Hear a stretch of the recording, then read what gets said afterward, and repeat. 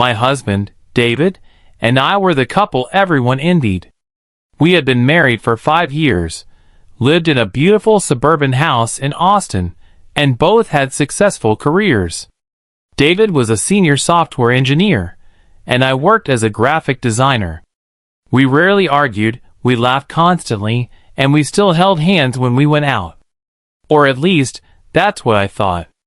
Looking back, the signs were there, hiding in plain sight. I was just too blinded by my own happiness to see them.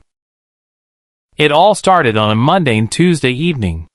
David came home late, which wasn't unusual in itself. He often stayed at the office to finish up code deployments. But when he walked through the door, something was different. He didn't kiss me hello. Instead, he hurried past me, muttering something about a headache, and went straight to the bathroom. When he came out, he smelled strongly of a generic cheap soap. David was extremely particular about his grooming. He only used a specific sandalwood body wash. Why would he shower at the office with cheap soap? When I asked him about it, he laughed nervously. "Oh, the gym at the office," he said, not looking me in the eye. "I did a quick workout before driving home." I believed him. Why wouldn't I? I trusted him completely. But then, the micro-behavior started changing. His phone, which used to sit carelessly on the kitchen counter, became an extension of his hand. He took it with him to the bathroom. He placed it face down on the table. Whenever a notification popped up, he would snatch it away with an anxious urgency that made my stomach uneasy. One night, while he was asleep, his phone buzzed on the nightstand. The screen lit up. It was 2:30 a.m. I reached out, my heart hammering against my ribs, just wanting to see who was texting so late. But before my fingers could touch the glass, David bolted upright, grabbed the phone, and glared at me. "What are you doing?" he snapped, his voice laced with a defensiveness I had never heard before. "I was just looking at the time, David," I whispered, genuinely shocked by his aggressive tone. He softened instantly, rubbing his eyes and apologizing, blaming work stress. But the seed of doubt had been planted in my mind, and once doubt takes root, it grows fast. Over the next month, David became emotionally distant. He was physically present, but his mind was always somewhere else. When I spoke to him, he would give one-word answers, his eyes glued to his screen. Our intimate life dwindled to nothing. Every time I tried to initiate closeness, he was too tired or had a headache. The breaking point came when I found the receipt.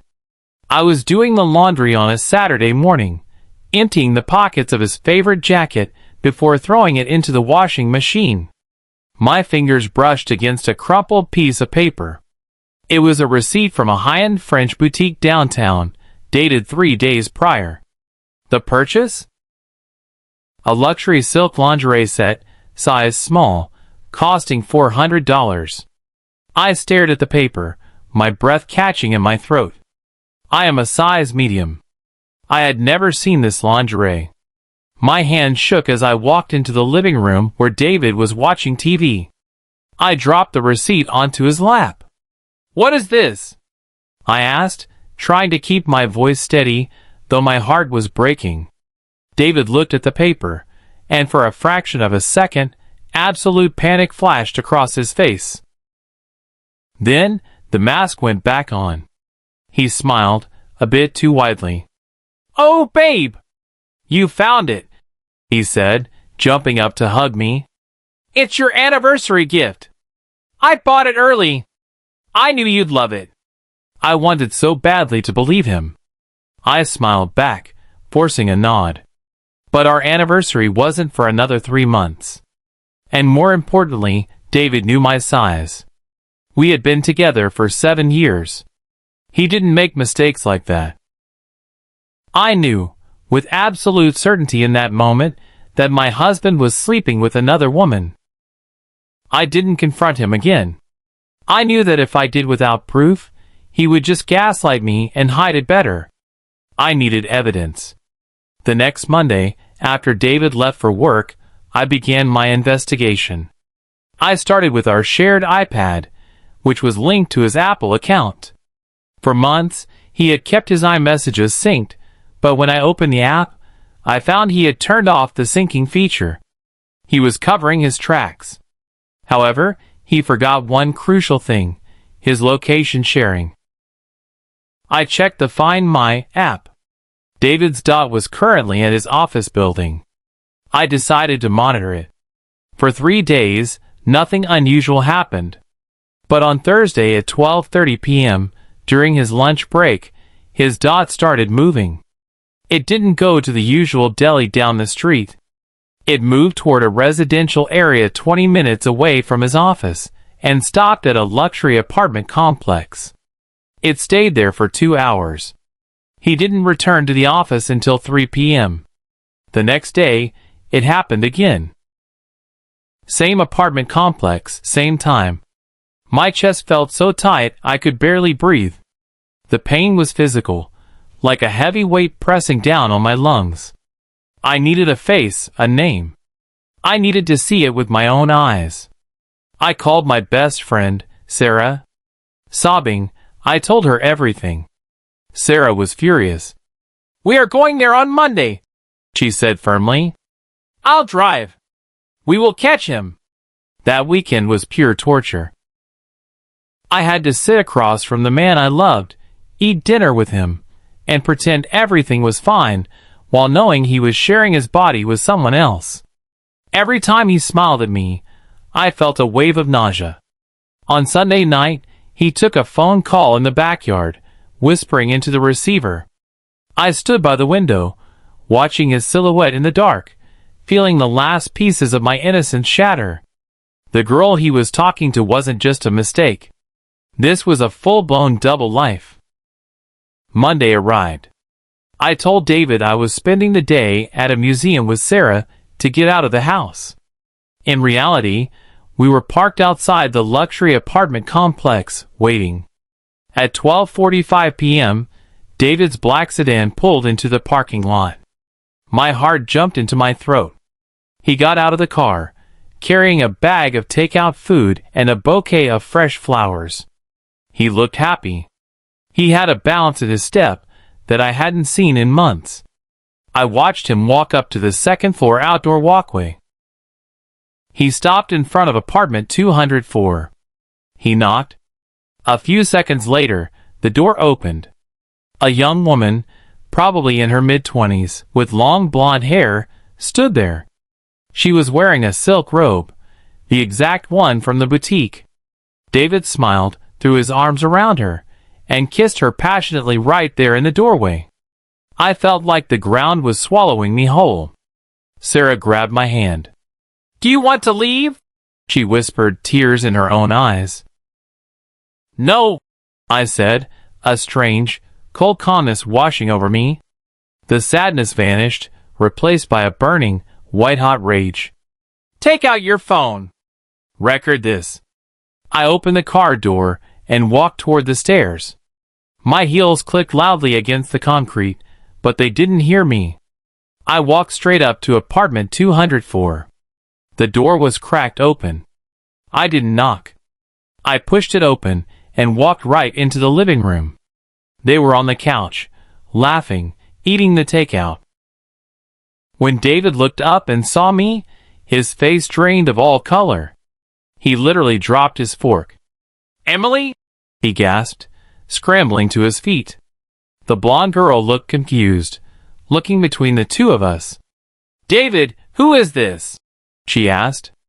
"I am his wife," I said, my voice dead and cold. "And you must be the reason he forgets what size lingerie I wear." The scene that followed was chaotic. David tried to grab my arm, crying, stammering excuses. "Emily, please, let me explain. It's not what it looks like. It's over, I swear." The girl, whose name was Jessica, started crying too, claiming she didn't know he was married. David had told her he was divorced. He had lied to both of us. I didn't scream. I didn't throw anything. I just looked at David with utter contempt. "Do not come back to the house," I said quietly. "My lawyer will contact you tomorrow."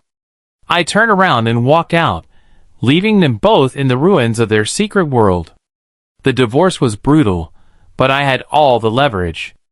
Sarah's video proof, along with bank statements I uncovered showing he had spent thousands of dollars of our marital assets on Jessica, gave my lawyer everything we needed.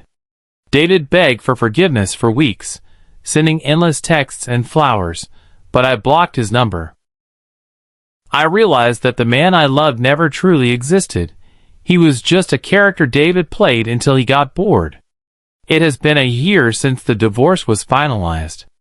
I kept the house, and he had to pay a significant settlement. It took a long time to heal, and there are still days when the betrayal stings. But I rebuilt my life. I started my own design agency, rearranged the house completely, and rediscovered who I am without him. The biggest twist? A few months ago, I bumped into Jessica at a coffee shop. She looked pale and exhausted. She recognized me and walked over to apologize again.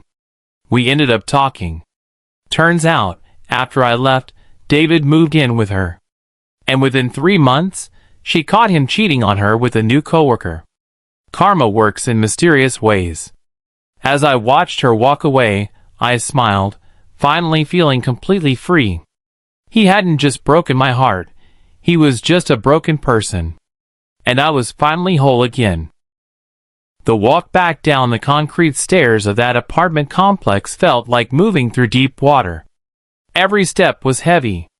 My heels, which had sounded so confident on the way up, now felt like they were dragging me down into the earth. Sarah didn't say a word. She just opened the passenger door, helped me inside, and shut it gently.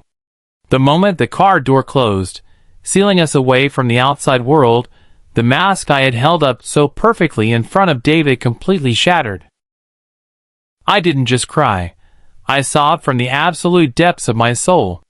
It was a visceral, guttural sound of a woman watching her entire universe evaporate into thin air. 5 years of marriage. 7 years of sharing a bed, sharing dreams, building a home, arguing about what to name a future dog, all of it was a lie. Sarah just pulled me into her arms, and let me ruin her shirt with my tears. She didn't offer empty platitudes like, "It's going to be okay," because we both knew it wasn't going to be okay for a very long time. "Where do you want to go?" Sarah asked softly after my breathing finally slowed down into ragged gasps. "Not home," I whispered, my voice sounding like sandpaper. "I can't go back to that house right now. Everywhere I look, I'll see him. I'll see the kitchen where he kissed me before work. I'll see the couch where we watched movies." Sarah nodded understandingly. "You're staying with me. We are going to my place. We are ordering the greasiest food we can find, and then we are calling a lawyer." As she put the car in drive, my phone began to buzz in my purse. It was David. Then a text. Then another text. The screen kept lighting up like a Christmas tree. "Emily, please. Emily, pick up. She means nothing to me." It was a mistake. I stared at the screen, feeling a cold, dead numbness start to replace the hot agony in my chest. The game was over, but the war was just beginning. By the time we arrived at Sarah's apartment, David had left 17 missed calls and over 30 text messages. The narrative he was spinning changed by the minute. First, it was a horrible mistake and a one-time lapse in judgment. Then, when he realized I wasn't replying, he shifted to gaslighting. "Why were you tracking my location anyway? That is a massive violation of my privacy, Emily. We need to talk about your trust issues." I actually let out a dark, bitter laugh reading that one. The sheer audacity of a man caught in a luxury apartment with a girl in a silk robe lecturing me about trust issues was almost comical. Sarah took the phone out of my hands. Do not reply, she warned. Every word you send him right now is something his lawyer can use to twist the narrative later. Let him dig his own grave. She was right. I watched as the text kept rolling in. Finally, around 6 p.m., the tone changed again. The desperation crept back. Emily, please. I'm outside the house. Your car isn't here. Where are you? Please come home so we can fix this. I love you. Seeing the word love written by his cheating fingers made me physically nauseous. He didn't love me. He loved the comfort of the life I provided. He loved having a beautiful wife at home to show off to his boss, while keeping a secret plaything on the side. I blocked his number. I blocked him on Instagram, Facebook, and LinkedIn. I cut the digital cord entirely. That night, sleeping on Sarah's guest bed, I didn't sleep at all. I stared at the ceiling, watching the shadows shift as cars drove past outside. My mind kept flashing back to the French boutique receipt. $450 for silk lingerie. I remembered all the times over the past year he told me we needed to budget better and cut down on eating out. He was saving money on our groceries just to finance his mistress. The anger was officially taking over the sadness. The next morning, Sarah made me a massive cup of black coffee and handed me a sticky note with a name and phone number on it. This is Victoria Vance, Sarah said, a wicked glint in her eye. She handled my cousin's divorce 2 years ago. They call her the Great White in the Austin legal community. She doesn't just win, she obliterates. 2 hours later, I was sitting in a high-rise office downtown, looking at a woman who looked like she stepped straight out of a luxury fashion magazine, yet possessed the eyes of a military commander. I laid everything out on her glass desk. The printed location history from the Find My app, the bank statements I had downloaded from our joint account earlier that morning, and finally, Sarah's phone containing the crystal clear video of David kissing Jessica in the doorway of apartment 204. Victoria watched the video once, her face expressionless. Then she set the phone down and looked at me with a calm, reassuring smile. Well, Emily, the good news is that your husband is an idiot, she said smoothly. Texas is a fault-based divorce state if we choose to pursue it that way. Infidelity can heavily influence the division of community property, especially when there is waste of marital assets involved. She pulled up my bank statements on her monitor. Look here. This transfer of $5,000 to a private account 6 months ago. And these weekend hotel charges in Scottsdale, Arizona, when he told you he was at a tech conference? He wasn't at a conference, Emily. He was playing house on your dime. We are going to file for divorce on the grounds of adultery, and we are going to ask for a disproportionate share of the estate. The house, his retirement accounts, his tech stock options. We are going for everything.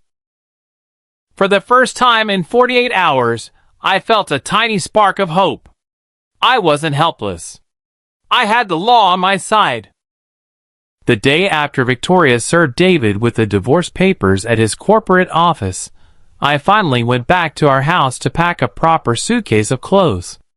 I thought he would be at work, but as I pulled into the driveway, I saw his black sedan parked out front. My stomach dropped. My instinct was to put the car in reverse and speed away, but I stopped myself. This is my house, I told myself. I didn't do anything wrong. I walked inside, my heart pounding against my ribs. The house was dead quiet, but the smell of stale pizza and alcohol hung heavy in the air. David was sitting at the kitchen island, a glass of whiskey in his hand. He looked terrible. His hair was greasy, his shirt was wrinkled, and his eyes were bloodshot. When he saw me, he stood up so fast his stool scraped loudly against the hardwood floor. Emily, he breathed, taking a step toward me. Thank God. You changed your number. You block me everywhere. I've been going crazy. Stay right there, David, I said, holding up a hand. Do not come near me. He stopped, holding his hands up in a placating gesture. Okay. I'm staying here. But please, you have to listen to me. The divorce papers? Seriously? You're letting one mistake destroy 5 years of a beautiful marriage? We can do couples counseling. I'll do whatever you want. I'll quit my job. We can move to another city. We can start over. A mistake? I asked, my voice shaking with rage. A mistake is buying the wrong brand of milk, David. Spending thousands of dollars of our savings on a luxury apartment for a 24-year-old girl is not a mistake. Taking her to Arizona on our vacation budget is not a mistake. You didn't slip and fall into her bed for 6 months straight. You chose to betray me every single day. Every time you looked at me and lied, you made a choice. David's desperate, begging expression suddenly shifted. When he realized that his tears and apologies weren't going to work, the pathetic husband act dissolved, revealing the true, ugly nature of the man underneath. He took a sip of his whiskey and leaned back against the counter, a cruel smirk touching his lips. Oh, come on, Emily. Let's be real for a second, he sneered, his voice dropping an octave. You were checked out of this marriage long before I ever met Jessica. You and your little graphic design business, always working late on your laptop, acting like your little logos were saving the world. I am the high earner in this house. I provide the lifestyle you enjoy. If I wanted a little excitement on the side, it's because I earned it. I stared at him, genuinely shocked. The gaslighting was complete. He was actually trying to justify his betrayal by blaming my career. The career that paid for half of our down payment on this very house. You think you're going to take everything from me with that shark lawyer of yours?